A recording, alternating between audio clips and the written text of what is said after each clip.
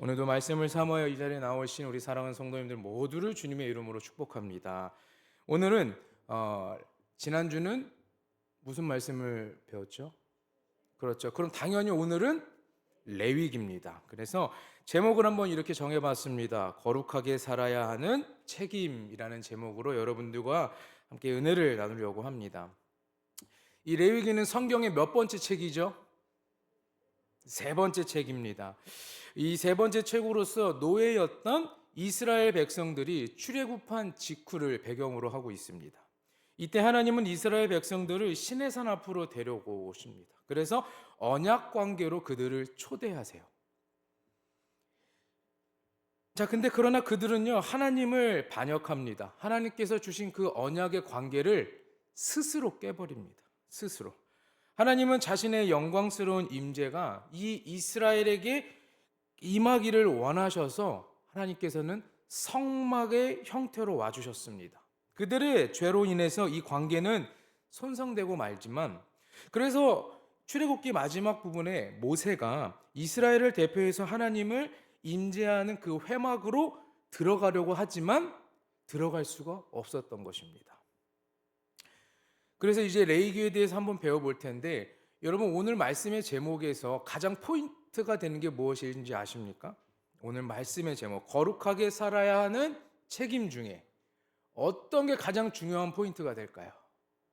거룩. 오늘 말씀 끝났습니다. 그럼 끝인 거예요, 사실은. 이 레위기는 우리가 보기에는 뭐 제사법들도 많이 나옵니다. 제사에 대해서 뭐 어떻게 드리고 뭐 불에 태우 막 나와요. 어떻게 해서 저희 창세기부터 모세오경이라고 하는 우리 5권의 책을 보면 참 지루하고 이거를 계속 봐야 되나 하는 것도 있는데, 이 레위기를요 그냥 한 단어로 하면 거룩입니다. 거룩함을 위해서 우리에게 주시는 말씀인 것이죠. 이 레위기의 근본적인 문제를 좀 상기시키면서 시작하려고 하는데, 레위기 1장 1절 말씀을 보면요, 여호와께서 회막에서 모세를 부르시고 그에게 말씀하여 이르시되 라고 시작합니다. 과연 죄와 이기심으로 가득한 이 이스라엘 백성들이 어떻게 거룩하신 하나님과 화해할 수 있을까요? 오늘 함께 읽은 레위기가 그 방법을 가르쳐주고 있습니다. 자비로우신 하나님이 죄로 물들고 또한 타락한 백성에게 거룩한 임재 안에 살아갈 방법을 가르쳐주는 말씀, 그것이 레위기인 것입니다. 여러분, 하나님은 거룩하시다라는 이 말씀을 믿으십니까? 이 말씀은 굉장히 중요한 개념이에요. 하나님의 선하신 계획 안에 살아가는 우리가 이 말씀을 온전히 믿고 살아갈 수 있어야 하는 겁니다. 이것이 레위기를 이해하는 가장 기초가 되는 말씀인 거예요. 그래서 아까 말씀드린 것처럼 거룩 다 잡으셨잖아요. 포인트가 거룩이다. 그럼 말씀 더 할 필요가 없지만 그렇게 내려가면 안 되겠죠. 그래서 계속 말씀을 전하는데, 자, 먼저 거룩이란 말을 살펴보면 성경에서 가장 큰 주제 중에 하나다라고 말할 수도 있을 것 같습니다. 그래서 레위기 19장 2절 말씀에는 너희 이스라엘 자손의 온 회중에게 말하여 이르라, 너희는 거룩하라, 이는 나 여호와 하나님이 거룩함이니라. 아멘. 하나님이 거룩한 것처럼 너희도 거룩하라고 말씀하십니다. 이 거룩이라는 말은요, 구별됨을 뜻합니다. 또는 독특함이라는 의미를 가지고 있어요. 그래서 거룩함은 구별된 것을 말합니다. 성경에서 하나님이 모든 것과 구별되시는 이유는 만물의 창조주가 되시고 생명의 주관자라는 아주 특별한 역할을 담당하고 계시기 때문에 하나님께서는 모든 것과 구별되시는 거룩하신 분인 겁니다.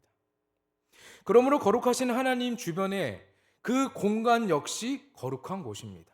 우리가 있는 이 예배당도 하나님이 계시는 곳이기에 거룩한 곳이 되는 것이고, 여러분이 있는 모든 곳이 여러분은 하나님과 함께하기 때문에 여러분이 있는 그 자리도 거룩한 곳이 되는 것이고, 아니 돼야 할 줄로 믿습니다. 또 이곳은 생명이 있고 선함이 있고 정결이 있고 공의가 넘치는 곳입니다. 그래서 하나님 앞에서 불의하고 범죄했던 이스라엘이 하나님의 거룩한 임재 안에 거하기 위해서는 그들이 거룩해져야 한다라는 겁니다. 즉 이스라엘의 죄를 해결해야 하는데 그 역할을 하는 것이 바로 레위기인 것이에요. 이 레위기의 말씀을 통해서 그들은 죄를 해결하고 거룩해지는 겁니다. 레위기는 대칭의 구조를 가지고 있습니다. 16장과 17장을 가운데를 두고 이렇게 앞으로 대칭 구조를 가지고 있습니다. 그래서 이스라엘이 하나님의 거룩한 임재 가운데 행했던 의식에 대해서 설명하는 부분이 있고, 그리고 하나님과 이스라엘 중간에서 중재자의 역할을 감당한 제사장의 초점에 의해 말씀을 나누기도 하고, 그리고 이스라엘의 정결함에 대해서 이야기를 하고 있습니다. 그리고 책 중간 부분인 16장과 17장은 대속죄일, 속죄일을 설명함으로써 이 양쪽에 있는 대칭 구조가 연결해주는 역할을 하고 있습니다. 그리고 마지막 부분을 보면 모세가 백성에게 이렇게 말합니다. 신실하게 언약을 지키라고 당부하는 말씀으로 이 레위기는 끝을 맺고 있습니다. 한번 살펴보면요, 1장에서 7장은요 이스라엘이 드려야 할 5가지 제사 의식을 말하고 있습니다. 이 중에 2가지인 소제와 화목제는 이스라엘 백성이 하나님께 받은 것에 대한 감사의 의미로 돌려드리는 상징적인 제사입니다. 자, 그리고 나머지 번제와 속죄제와 속건제는 하나님께 사지하는 각기 다른 방법들을 말하고 있습니다. 이스라엘 백성이 살아있는 동물의 피를 바치며 자기 죄로 인해 하나님의 선한 세상에 더 많은 악과 죽음을 불러왔다고 고백하고 있습니다.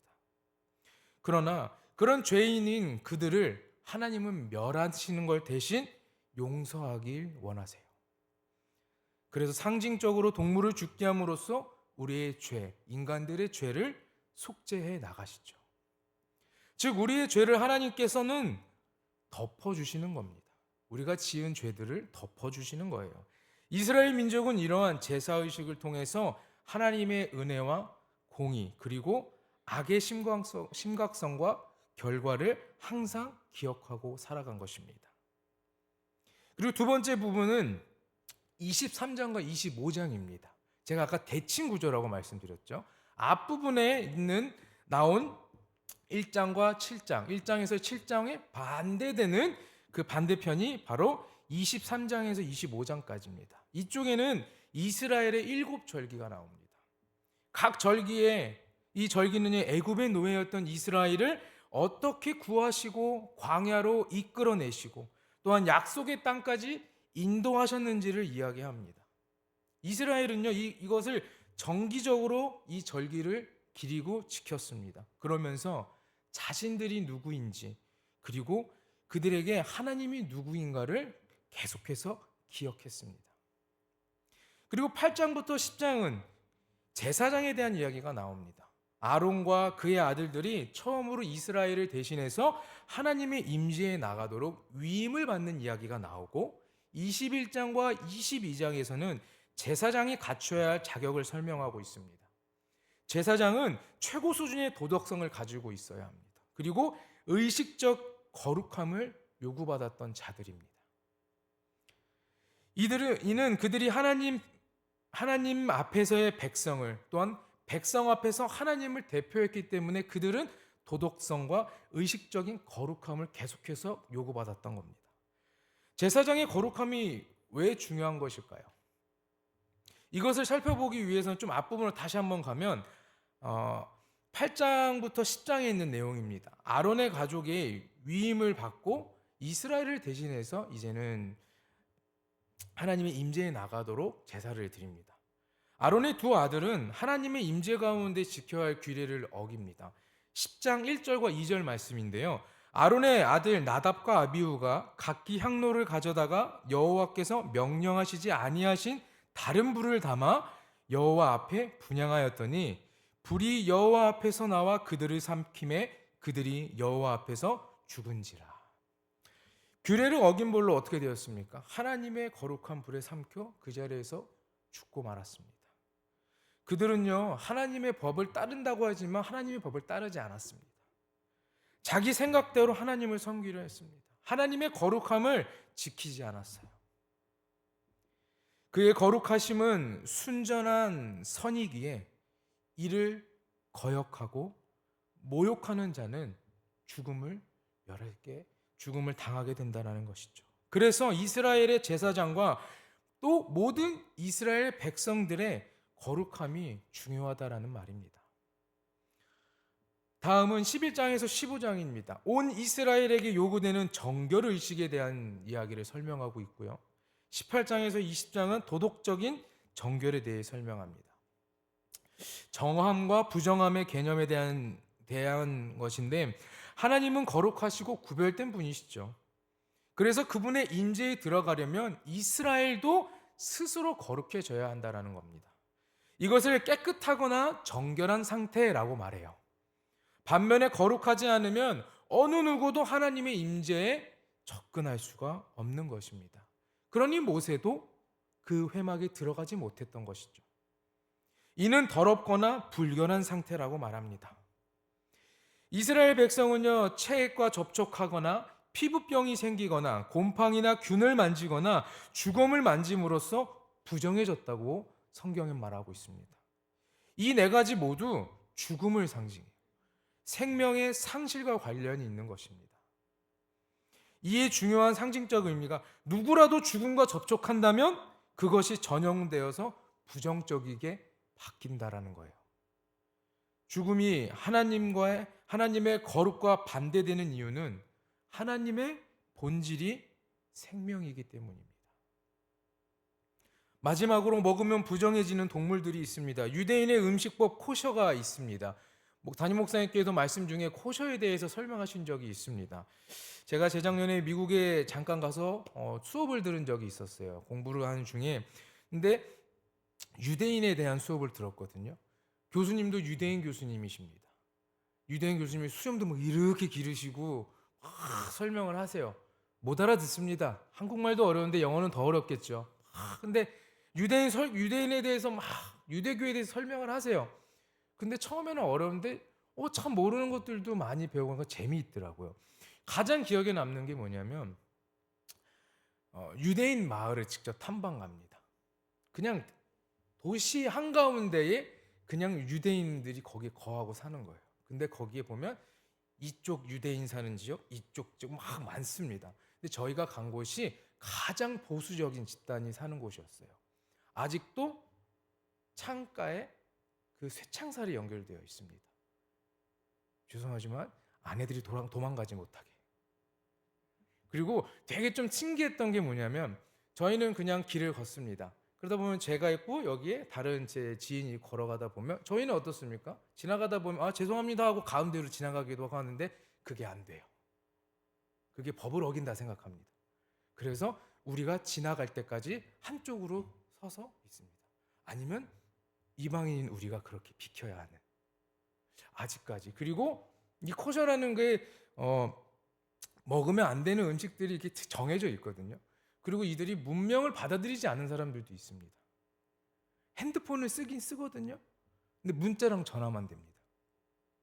근데 저희를 가르쳤던 교수님은 아이폰을 쓰시더라고요. 노트북도 좋은 거 쓰시고, 이게 정말 차이가 있구나. 근데 이 코셔라는 음식을 먹어봤는데 뭐 고기와 치즈를 섞으면 안 되고 뭐 계란과 어떤 걸 섞으면, 이런 법들이 있는 것입니다. 그래서 저도 막 다 이해가 되지는 않았지만 그런 것처럼 특정한 동물들을 부정하다고 여기고 특정한 음식들이 부정하다고 생각한 것입니다. 어떻게 보면 위생적인 차원일 수도 있고요, 문화적 금기일 수도 있습니다. 이처럼 세밀한 문화적 상징을 통해서 이스라엘 백성은 하나님의 거룩하심이 삶의 모든 영역에 영향을 미친다는 것을 알고 계속해서 기억해 나갔습니다. 여기에 바로 대칭되는 부분이 18장과 20장에 있는 이스라엘의 도덕적 정결입니다. 하나님은 이스라엘에게 가나안 민족과는 다르게 살라고 요구하셨습니다. 가난한 자를 지나치지 말고 돌봐야 하며 성적으로 매우 순결해야 하며 그리고 사회 전반적인 정의를 실현해야 한다고 말씀하셨습니다. 그리고 중간 부분인 16장과 17장에는 이스라엘의 절기인 속죄일에 대해서 설명합니다. 분명히 백성 중에도 누군가는 죄를 짓습니다. 죄를 안 짓는 사람은 없을 거예요. 그러나 죄를 짓거나 불순종하고도 제사를 드리지 않을 수도 있기 때문에 대제사장은 1년에 한 번씩 두 마리의 염소를 잡아서 한 마리는 백성들의 죄를 대신해서 속죄 제물로, 그리고 다른 한 마리는 희생의 염소를 삼아서 제사장이 이스라엘의 죄를 고백하고 이 염소에게 그 죄를 전가한 뒤에 광야로 보내버립니다. 그런 상징적인 의식이 있었습니다. 백성의 죄와 그 결과를 없애고 자신과 화목하게 사실은 하나님의 마음이 드러나는 것입니다. 그리고 레위기는 모세가 이스라엘에게 마지막으로 언약을 신실하게 지키라고 당부하면서 말씀을 끝내고 있습니다. 이스라엘에게 하나님이 주시는 평화와 풍요의 복을 누리려면 이 모든 율법을 지켜야 된다는 것을 말씀하세요. 그러나 불순종하여 하나님의 거룩을 더럽히면 그게 재앙인 것이고 곧 아브라함에게 약속하신 그 땅에서 추방될 것을 경고하십니다.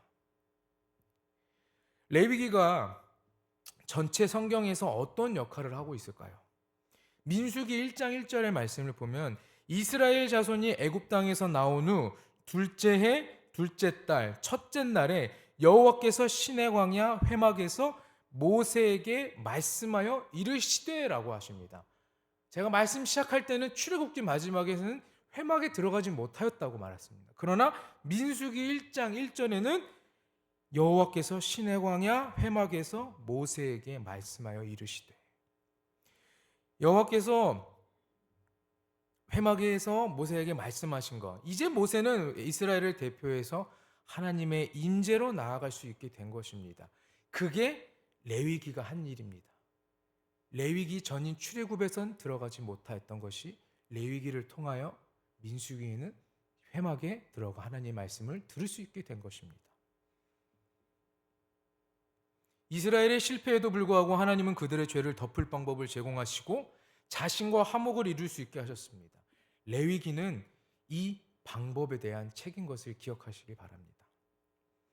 여러분, 성경에서 성막을 짓거나 예물을 드리는 과정들, 제사법들 지루하죠. 이런 지루한 내용들이 왜 이렇게 세세하게 자세하게 서술되어 있을까요? 그 이유는 무엇일까요? 왜 이게 중요한 걸까요? 유대인은 레위기를 가장 먼저 읽는다고 합니다. 제사법의 개념으로 읽고요. 제사는 죄 문제를 해결하는 구약적인 방법이기 때문에 그들은 이 레위기를 읽는 겁니다. 인간 스스로 하지 못하는 딱 한 가지가 있습니다. 공부도 제가 하고 돈도 내가 벌고 내가 하고 싶은 데 다 하고 살지만 인간이 스스로 하지 못하는 딱 하나가 있습니다. 그것이 뭐냐면 그것이 죄의 문제를 해결하지 못하는 것. 인간은 스스로 그 죄를 해결할 수가 없습니다. 그 문제에 주목하지 못하기에 우리의 죄는 더욱더 확산돼 나가는 것이죠. 따라서 하나님께서는 인간을 구원하는 구약적 방법으로 제사를 제시하시면서 그 제사는 죽고 사는 문제가 되는 것입니다. 그러니 소홀히 할 수가 없는 것이죠. 인간의 죄 문제를 해결해야 하는 제사 방법은 그들로서는 그 당시에는 너무나 중요한 것이었습니다. 조금도 어긋나게 하지 않으려고 그들은 이것을 세세하게 기록해 놓은 것이죠. 레위기는 하나님의 거룩한 백성은 어떻게 살아야 하는지를 해결받는 책입니다. 그래서 나는 거룩한 하나님이니 너희도 거룩해야 한다라고 말씀해 주고 계십니다. 이 말이 레위기를 한 줄로 요약한 것입니다. 전체의 핵심인 것입니다. 나는 거룩한 하나님이니 너희도 거룩해야 한다. 우리가 거룩해야 할 근거는 이것입니다. 하나님이 거룩하시기 때문에. 당연히 하나님을 닮으려고 우리는 노력하며 살아가죠. 사람이 자신이 좋아하거나 존경하는 존재가 있다면 어떻습니까? 닮아가려고 노력하고 애씁니다. 그런데 입술로는 하나님을 찬양하고 사랑한다라고 그렇게 하면서 정작 우리의 삶에서 하나님을 닮아가지 않는다면 그것은 위선일 뿐이죠. 사랑하는 여러분, 우리는 잘 듣는 것이 중요합니다. 잘 듣는다는 것을 어떤 것으로 확인할 수 있느냐면 자세하게 가르쳐 주신 부분을 가르쳐 주신 부분대로 우리가 순종하는 겁니다. 하나님께서 말씀하신 대로 그것을 순종하며 살아가는 것. 그것이 바로 우리가 잘 듣는다는 증거가 되는 것이죠. 출애굽기 25장부터 성막의 설계도에 대한 이야기가 자세하게 나오는데, 또 그 이후에 죄를 짓고 나서 용서받은 후에도 설계도가 다시 한번 나오는데, 그대로 정말 짓습니다. 이 이스라엘 백성들은. 그것은 하나님의 말씀을 그렇게 잘 들었다 하는 증거를 보여주는 것입니다. 그들이 지은 성막이. 우리는 어떤 것이 거룩하다고 생각하고 살아가십니까? 저기 있는 이 성경책을 제가 들고 다니는데, 목사님도 이렇게 많이 들고 다니시죠? 성도님도 이렇게 들고 다니십니다. 주일에 올 때만 딱 성경책을 끼고 오는 것이 거룩일까요? 아니죠, 여러분. 그렇죠? 우리가 단순히 이 교회에 왔기 때문에 그것만으로 우리가 거룩하다라고 말할 수 있을까요? 아니면 밖에서는 거친 언어를 사용하고 거친 행동을 하면서 이 성경 하나 딱 들고 이곳에 들어와서 할렐루야, 반갑습니다, 네, 목소리가 변하고 이런 모습이, 외형적인 모습이 변하는 게 거룩일까요, 여러분? 성경에는 이런 것들이 거룩이라고 말하지 않습니다. 하나님이 말씀하시는 거룩은 어떠한 차원일까요? 정말 그냥 단순히 교회에서만 예배할 때만 종교적인 의식에서 거룩함이 아니라 우리의 영과 혼과 육이, 그리고 우리의 삶의 터정 속에서 구별된 것을 말하는 것입니다. 거룩은 외형적인 것이 아니라 관계인 것입니다. 관계의 개념인 것입니다. 그러니 내가 거룩하니 너희도 거룩하다라고 말씀하신 것은 나는 너밖에 몰라, 난 너밖에 안 보이니 너도 나만 바라봐, 내가 너희를 사랑하니 너희도 나만 사랑해라 라고 하시는 그런 말씀인 것입니다. 하나님은 저와 여러분의 삶이 거룩해지기를 원하십니다. 삶의 어느 한 부분이 부패하면 어느 순간 우리의 삶은 우리 삶으로 다 번져나갑니다.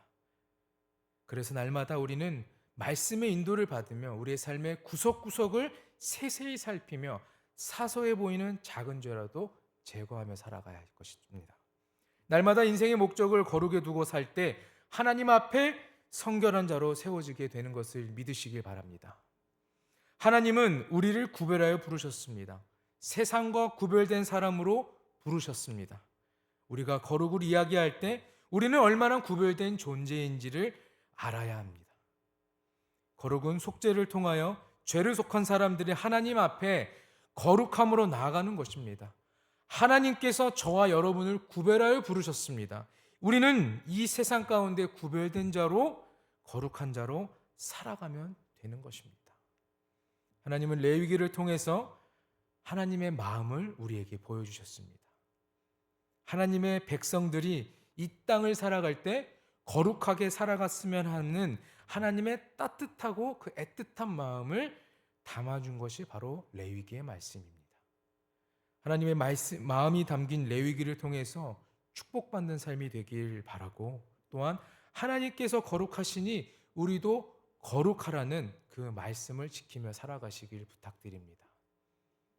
내가 너희를 사랑해, 내가 너희만 바라보니 너희도 나를 바라보고 나처럼 살아가라는 그 말씀을 믿고 최선을 다하고 노력하는 하나님 나라의 거룩한 백성이 되기를 주님의 이름으로 축원합니다. 기도합니다.